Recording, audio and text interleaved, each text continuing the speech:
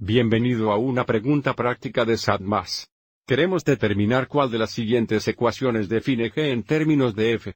Entonces, antes de hacer esto, veamos si podemos describir la traducción de f a G. Para hacer esto, centrémonos en el vértice de cada parábola. Entonces nos enfocaremos en este punto y este punto. Observe cómo pasar de f a G. F se ha desplazado hacia la derecha 2 unidades y hacia arriba 3 unidades. And up 3 units. Entonces, desde aquí, deberíamos poder reconocer cómo escribir G en términos de f, pero antes de hacerlo, repasemos algunas notas.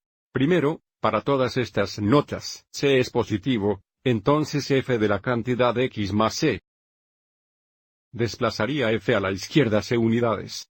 Entonces, por ejemplo, si tuviéramos f de la cantidad x más 2, esto desplazaría f a la izquierda 2 unidades.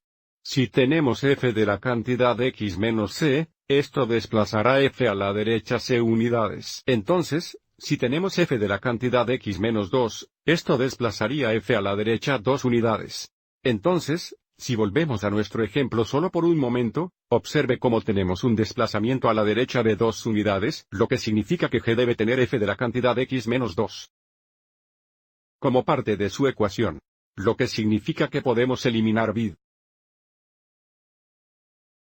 Porque ambos contienen f de la cantidad x más 2, lo que desplazaría f a la izquierda, no a la derecha. Y ahora para la traducción vertical. Si tenemos f más c, el gráfico se desplaza hacia arriba c unidades. Entonces, si tuviéramos f más 2, o en nuestro caso f más 3, esto desplazaría el gráfico hacia arriba 3 unidades, en comparación con si tuviéramos f menos 3, esto desplazaría f hacia abajo 3 unidades. Pero nuevamente nuestro turno ha terminado. Por lo tanto, tendríamos que tener nuestra función más 3 unidades, por lo tanto, mirando nuestras opciones, observe cómo A tiene más 3 en el extremo.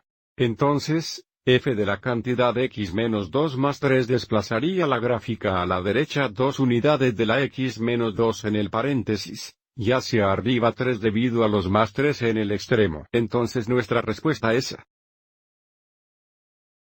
Observe cómo para C, el menos 3 en el extremo desplazaría el gráfico 3 unidades hacia abajo, y no hay desplazamiento vertical.